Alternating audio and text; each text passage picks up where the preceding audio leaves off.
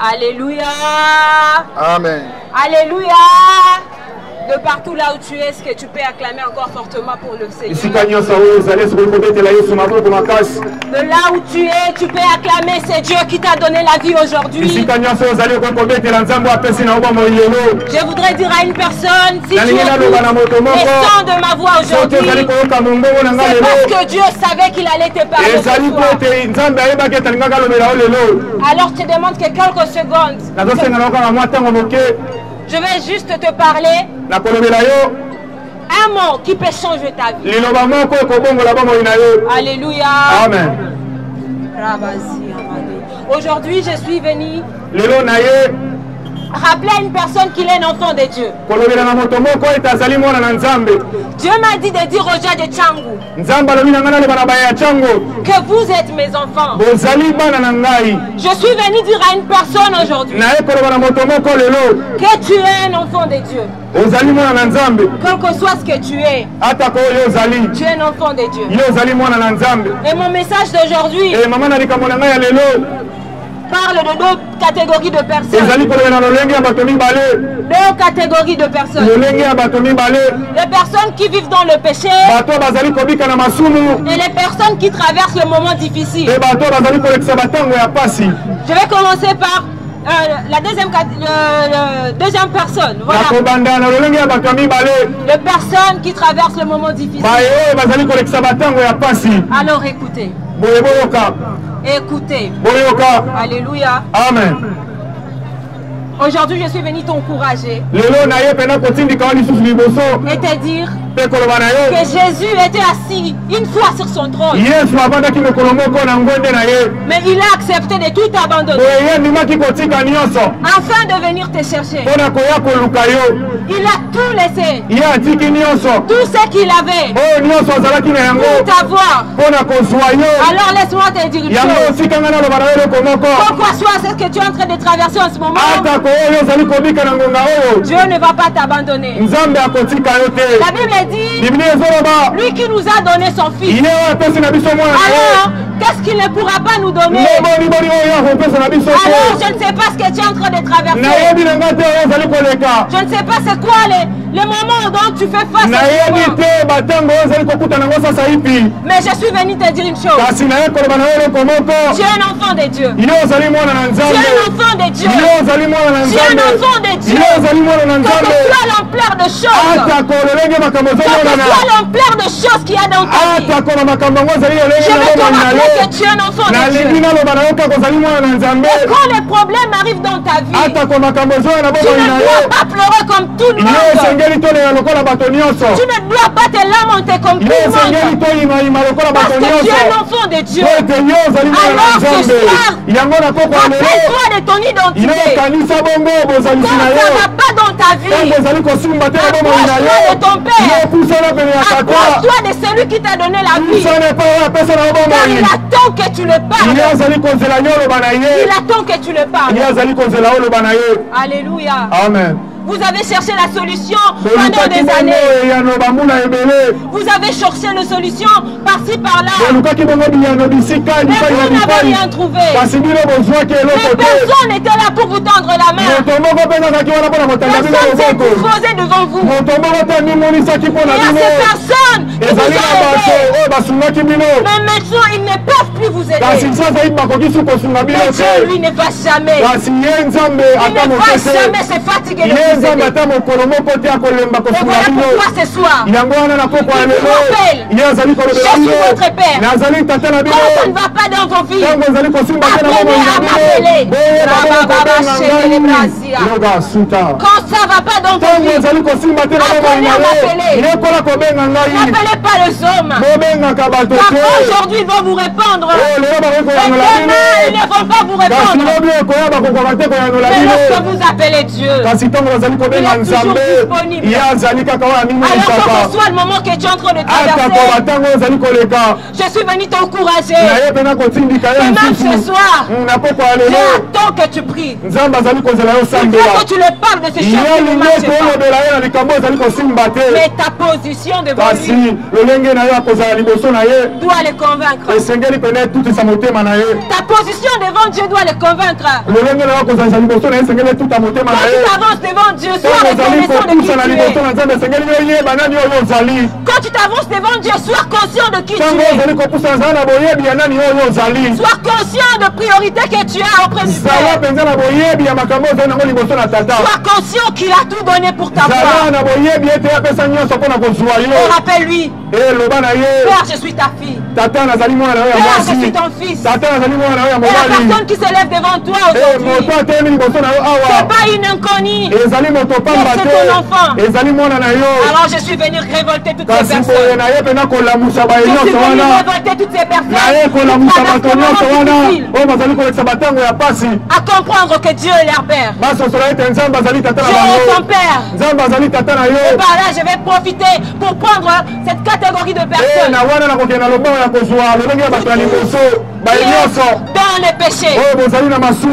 Vous tous qui êtes dans les péchés, oui, les hommes, ils peuvent vous juger, ils peuvent vous condamner, mais lui il a dit, il n'est pas venu condamner, mais il est venu donner la vie. Laissez-moi vous dire que Jésus, il n'est pas venu pour le pasteur, il n'est pas venu pour les chrétiens, il n'est pas venu pour ceux qui avaient la bonne vie, mais Jésus était venu pour les pécheurs. Alors toi pécheur qui m'écoutes en ce moment, laisse-moi te dire que tu es un enfant de Dieu, et ton Père veut que tu reviennes à la maison. Ton Père veut que tu reviennes à la maison ce soir. Il n'est pas trop tard pour toi. Quel que soit ce que tu as traversé, quel que soit ce dont tu vis, Jésus t'appelle. Jésus t'appelle. Il dit mon fils, il dit ma fille, ça fait longtemps que tu es loin de moi. Il est temps de rentrer. Il est temps de revenir à la maison. Écoutez l'histoire du fils prodigue. Il était loin du Père depuis longtemps. Et là où il était, il culpabilisait. Il s'est dit, j'ai tout pris, j'ai abandonné mon Père. C'est quoi mon sort? Mais vous savez quoi? Les pères l'attendaient tous les jours. Les pères l'attendaient tous les jours. Et je vais te dire à toi aussi aujourd'hui, tous les jours Dieu t'attend. Tous les jours Dieu attend que tu arranges ta vie. Tous les jours Dieu veut que tu arrêtes avec le vol. Dieu veut que tu arrêtes avec la prostitution. Dieu veut que tu arrêtes avec le mensonge. C'est tous les jours que Dieu t'attend. N'attends pas demain, car tu ne sais pas ce que demain prévoit. Tu n'as que maintenant pour arranger ta vie avec le Seigneur. Tu n'as que maintenant, car la mort ne va pas t'aviser. Et vous pouvez dire qu'on a toujours dit Jésus revient bientôt, mais il ne revient jamais. Laissez-moi vous dire que la mort, lui, ne te dit pas que j'arrive. Et si ta vie n'est pas en ordre avec le Seigneur, c'est le temps de te repentir. C'est le temps de te repentir enfant de Dieu. C'est le temps de changer ta vie. C'est le temps de retourner à la maison. Quel que soit le péché, tu peux avoir l'impression que tu es impardonnable devant Dieu. Mais ce soir, il te rappelle qu'il a tout donné pour toi. Tout ce qu'il avait pour t'avoir toi. Alors n'attends pas demain. N'attends pas demain. Ne regarde pas la jeune fille qui te parle. Ne regarde pas la personne qui te parle. Aujourd'hui, je voudrais te dire que je suis la parole de Dieu. Moi qui vous parle autrefois, j'étais dans le monde. Je me jouissais de tout ce qui était dans le monde. Mais un jour, Jésus a croisé mon chemin. Et maintenant, je suis fier d'être chrétien. Je suis fier de m'afficher comme un enfant de Dieu. Je suis fier de ce que je suis. Et toi aussi, je te conscientise. Sois fier de ce que tu es. Mais aussi honore. Honore ton identité. Honore ton identité. Tu es un enfant de Dieu. Ne l'oublie pas. Tu es un enfant de Dieu. Ne l'oublie pas. Alors de là où tu es, je vais prier avec deux catégories de personnes. Je vais commencer avec ces personnes qui ont des problèmes. Vous avez comme l'impression que Dieu n'écoute pas vos prières. Vous priez, vous gênez, vous n'y a rien. Dieu n'est pas sourd. Dieu n'est pas sourd. Et ce soir, ce qu'il attend de toi, et que tu t'approches devant lui comme son enfant. Comme son enfant. Et que tu le dises. Tu as dit dans ta parole que si les hommes, quels qu'ils sont, ne peuvent pas donner la pierre à la place du pain, à combien plus forte raison, toi, mon Dieu, tu vas me laisser. Alors il est temps de parler à ton Père. Que tu sois dans les transports en train de partir. Que tu sois ici en train de m'écouter. Rien ne limite Dieu d'écouter ta prière. Et si tu dis à Dieu la chose qui te dérange, commence à parler. Commence à dire à ton Dieu.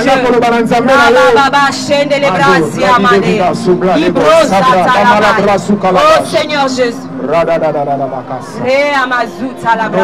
là où tu es, tu pries pour toi-même. Et moi, je vais prier pour toi. Oh Seigneur Jésus. Ce soir, ce ne sont pas des inconnus qui sont devant toi, Père. Ce ne sont pas des inconnus devant toi, Papa. Mais ce sont tes enfants. Ce sont tes fils et tes filles. Oh, tu as dit dans ta parole, ne vous inquiétez de rien. Mais en toutes choses, oh, faites connaître vos besoins. Et ce soir, nous venons avec nos besoins.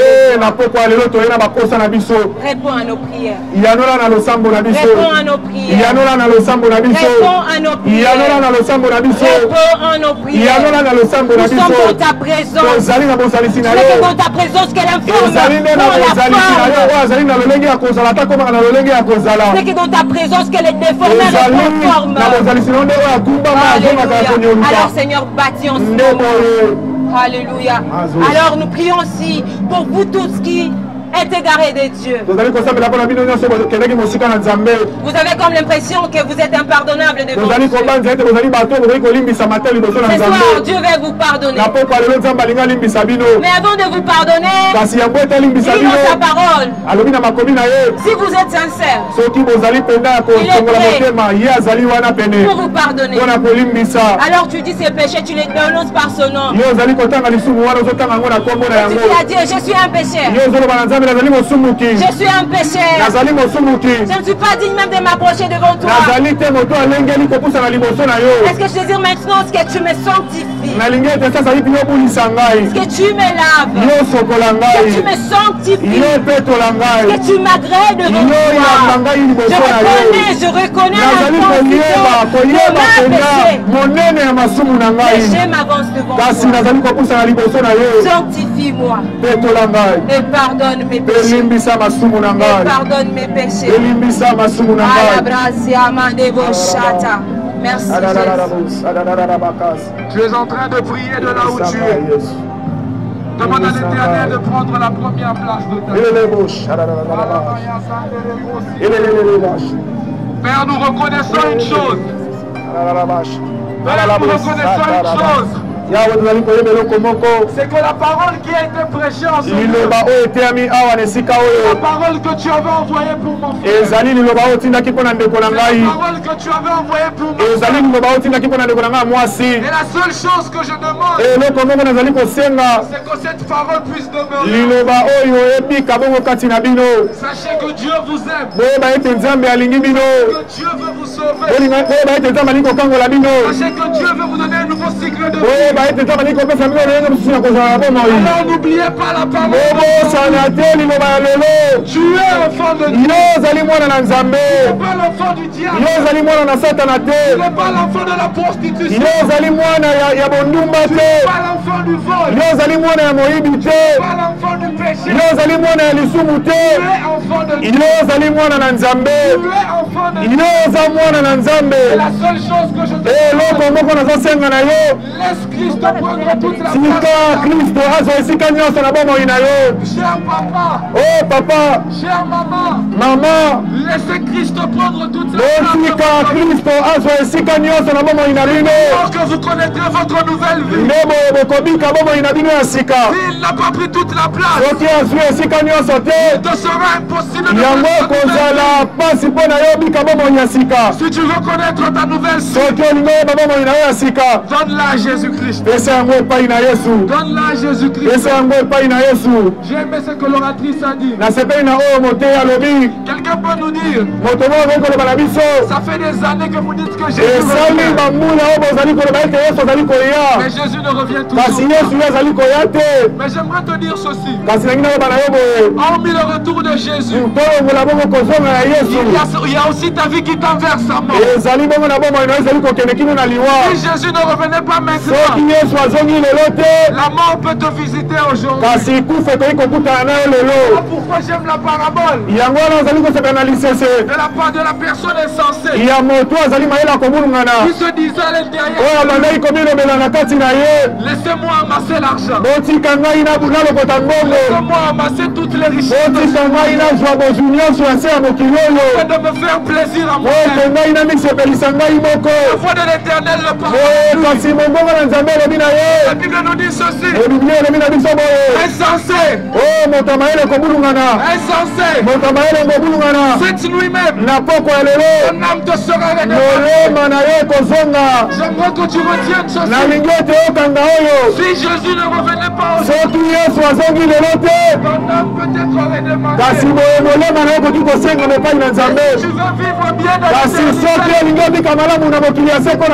être sûr d'avoir reçu. Alors n'oubliez pas ce message. Christ habite en vous. Aujourd'hui, demain, pour le siècle. Père éternel, nous prions pour ce secteur. La parole a été prêchée. L'évangile a été annoncé. La seule chose que nous te demandons, c'est que toutes les puissances des ténèbres qui ne confessaient pas la grande puissent te confesser roi. Que toutes les vies qui nous ont entendus puissent t'accepter. La parole qui a été prêchée puisse demeurer dans leur vie. Que toutes les puissances des ténèbres chez leur vie, ciel de cet endroit puisse désormais être un ciel ouvert. Les anges vont monter et que ce lieu devienne le lieu où ta présence est.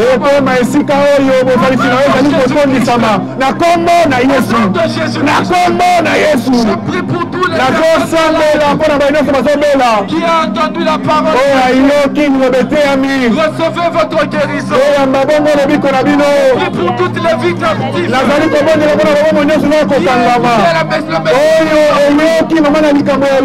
Recevez votre délivrance. Qu'il en soit ainsi. Parce que nous, tes enfants, avons décrété cela. Nous croyons qu'il en soit ainsi. Est-ce qu'on peut acclamer le Seigneur? Est-ce que tu peux acclamer le Seigneur? Rassemblement.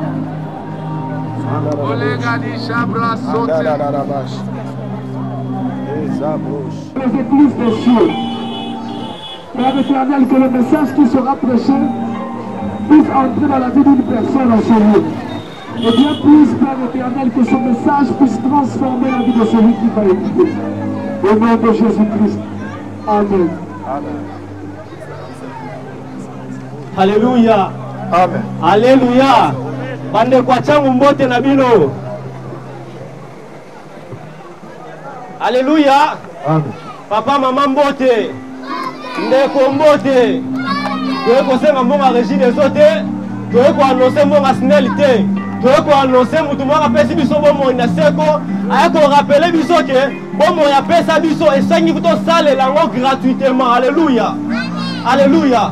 Est-ce que je suis en train de parler à quelqu'un? Ce soir, je suis venu dire à quelqu'un on n'est pas venu récolter l'argent des semaines.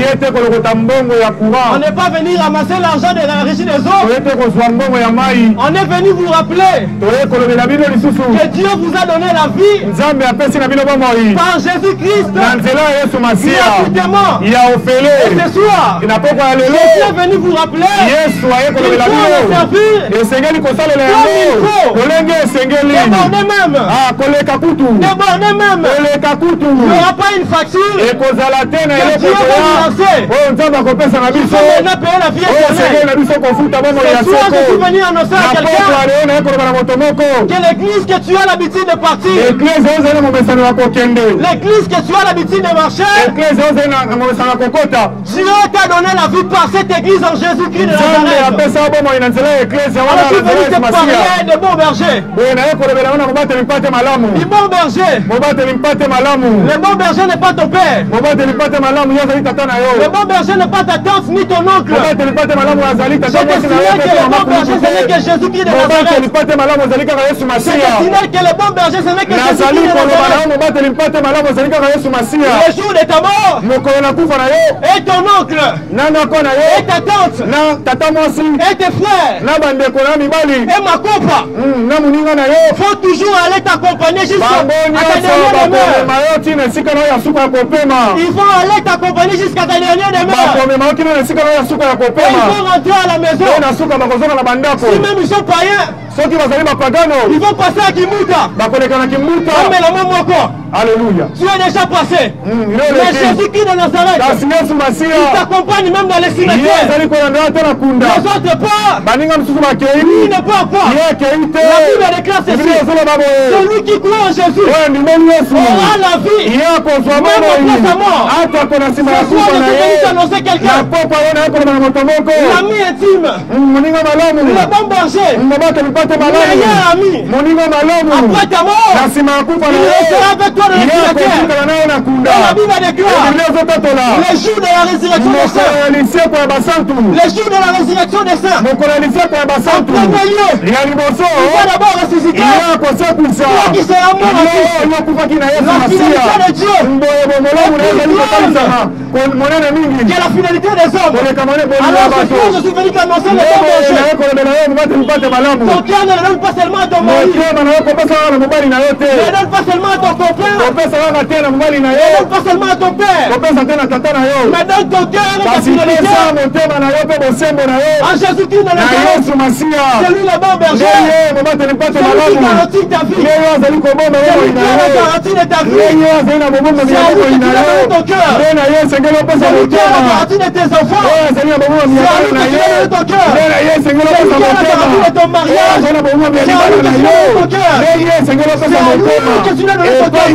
Mes frères, comme on n'a pas trop de minutes. Parce que je suis en train de dire, si tu clores ces paroles, noir sur blanc, même quand tu as un peu de lutte, le Saint-Esprit de Dieu, Dieu au-delà de la vie même, sera en train de travailler en toi. C'est pas pour eux qui s'appelle le bon berger. Il assume être bon berger. Alléluia. Amen. Mais la Bible est en train de dire ceci. Il est en train de classer une chose ceci. Une chose qui me garde à moi en Christ. Qui te gardera aussi toi qui viendras.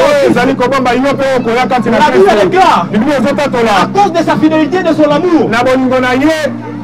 À cause de sa fidélité de son amour, il est venu à la croix prendre la place de l'homme. Là où l'homme était censé chicoter, là où l'homme était censé perdre sa vie. La Bible déclare à la croix, il est monté. Il est monté à la croix. Il a pris notre place. La Bible déclare il y a un seul sauveur, un seul Seigneur, un seul berger, un seul chemin, une seule vie, une seule vérité. Ça s'appelle Jésus-Christ. Il a pris les condamnations. Il est monté à la croix. Avec son corps. Il est descendu de la croix. Il est ressuscité. Et vous savez qu'est-ce qui est resté à la croix? C'est pas les condamnations qui te condamnent à la croix. C'est pas les condamnations qui te condamnent à la croix. C'est déjà libéré. J'aimerais signaler à une maman que tu es déjà libre. Que c'est pas votre enfant qui gère votre famille. Jésus-Christ en toi qui gère votre famille. C'est pas Satan qui gère votre famille. Alléluia. La ligne de communication, on va faire. Alléluia. La Bible déclare ceci. Ceux qui sont en Christ. Alléluia. Alors pour ce que je sache, pour l'information de ce que moi j'ai, personne a la capacité de Christ. La Bible déclare que tout pouvoir lui a été donné. Que tout pouvoir lui a été donné. Que tout pouvoir lui a été donné. Ainsi je déclare au nom puissant de Jésus. Ainsi je déclare au nom puissant de Jésus. Avec ma petite foi, avec notre petit groupe, nous déclarons au nom de Jésus. Que la grandeur de cette principauté qui assiette sur quelle que soit la capacité de celui qui siège sur Dieu. Nous installons un nouveau siège. Nous installons un nouveau siège. Ça s'appelle Jésus-Christ de Nazareth. Désormais Dieu nous a dit, partout nous sommes en train de passer, nous élevons des hôtels. Enseignez même. Celui qui croit en Jésus,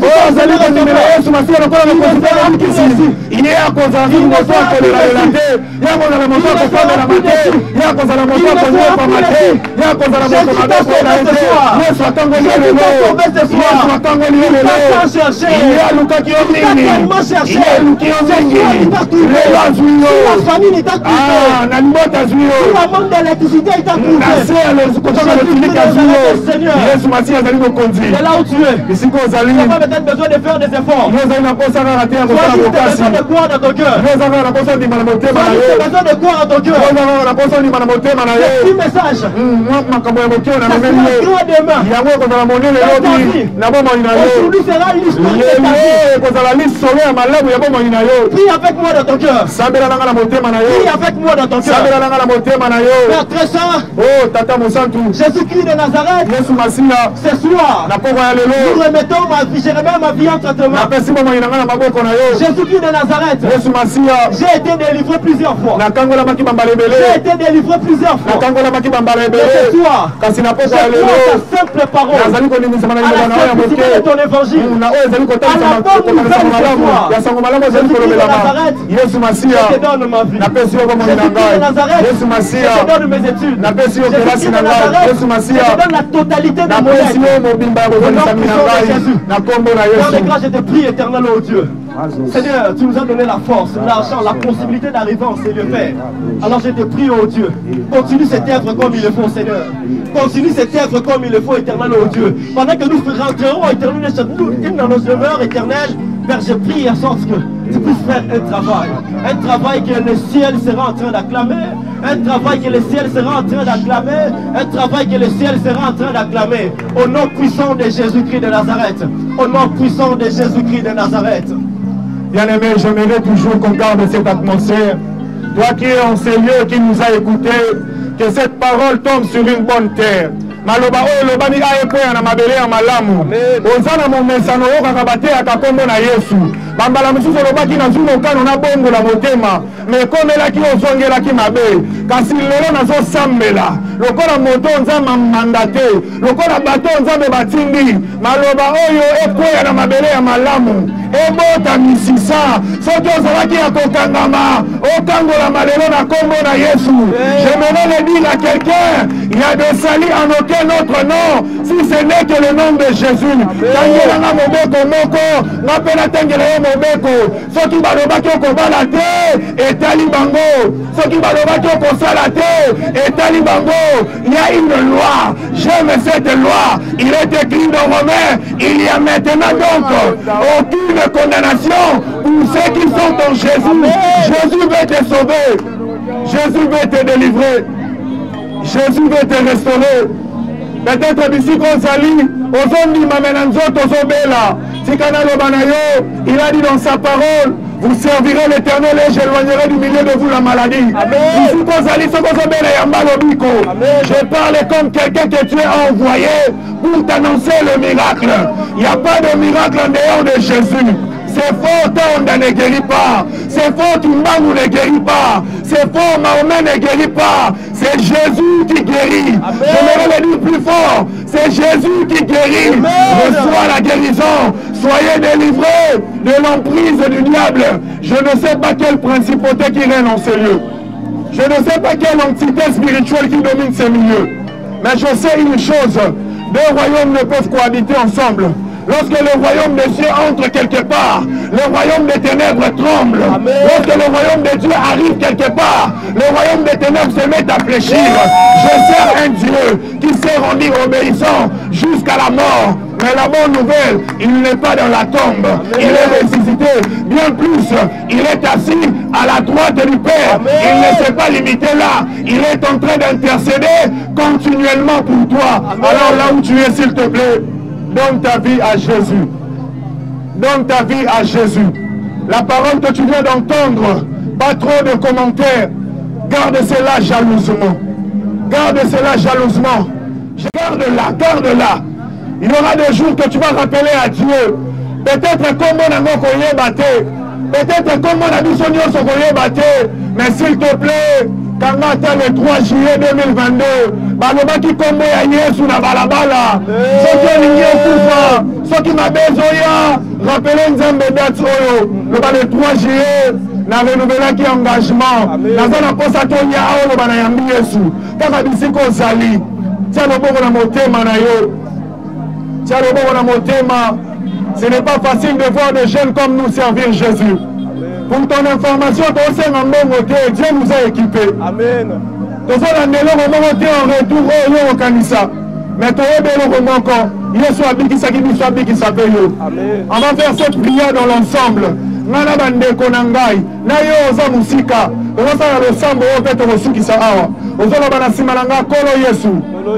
Lelo naye pai na yo kobwaka ngai te natambolaki na masumu natambolaki na mabunga kasi lelo naye epai na yo yamba ngai nasengi na yo molimo na yo atambwisa ngai lelo ezala mokolo ya sika mpo na bomoi na ngai mpo na libota na ngai Yesu nayokisa kombo na yo soni te ata kombongo eza te nandimela yo atako na bali te nandimela yo atako na pambwani nanu te nandimela yo tikalaki me nasambela mpo na yo. Père, je fais ce que tu nous avais demandé en ce lieu. Je le crois dans mon cœur que ce peuple t'appartient. Je le crois fermement que l'enfer est dépeuplé. Je le crois fermement que le salut est entré en ce lieu. Père, je prie, oh Dieu, nous allons partir. Que cette semence tombe sur une bonne terre. Et je prie que tes anges veillent sur ces milieux. De telle sorte que, même lorsqu'on ne reviendra qu'après 10 ou 15 ans, qu'on entende parler qu'il y a des généraux dans la voie qui sont sortis de ces milieux. Père, je prie, oh Dieu, de tout mon cœur, de toute mon âme. Seigneur, si c'est des gens qui vont te craindre dans ces milieux. Ceux qui côtoient les arts réputés dans ma baie Yesu. Si quand était mon seul innommé quoi bima. Wa komema kobanga yo, wa komema kotosa yo, na kombo na Yesu Masia. Ensemble comme un seul homme, nous acclamons fortement le Seigneur, acclamons le roi de rois. Est-ce que tu peux fortement acclamer le Seigneur des armées? Alléluia! Alléluia! Amen. Nous sommes dans la joie d'être en ce lieu parce que nous savons que cette parole a sûrement changé la vie d'une personne. Mes amis, je n'ai pas beaucoup de choses à rajouter. Nous avons quitté plusieurs communes. Nous sommes venus en ce lieu pour vous dire que Jésus vous aime. Et comme nous allons partir, la seule chose que nous allons vous demander, retenez que Jésus a besoin de vous. Retenez que Jésus a besoin que vous puissiez vivre en lui. Retenez qu'il est très important pour vos vies. Plusieurs personnes vous veulent du mal. Fuyez vers Jésus. Le péché te réclame tous les jours. L'impudicité devient ton quotidien. Fuis vers Jésus. Près de lui, tu connaîtras une vie nouvelle. Tous les péchés qui te dérangeaient, toute la sorcellerie qui t'envoûtait n'aura plus de place à cause de Jésus-Christ. Alors retenez ceci. Jésus-Christ peut choisir aujourd'hui. Jésus-Christ vous choisit aujourd'hui. Retenez encore ceci. Donnez votre vie. Donnez la première place de votre vie à Jésus-Christ. Retenez encore ceci. Loin de Jésus-Christ, vous n'avez aucune vie. Retenez encore ceci. Personne n'est venu à Christ sans être totalement transformé. Retenez encore ceci. Tu n'es pas une prostituée. Tu ne t'as pas envoyé sur cette terre pour que tu sois une prostituée. Retenez encore ceci. Crois au Seigneur Jésus. Afin que tu reçoives ta vie éternelle. Pour que tu reçoives Quels sont les messages que nous avons? Que Dieu vous bénisse abondamment. Rassemblement.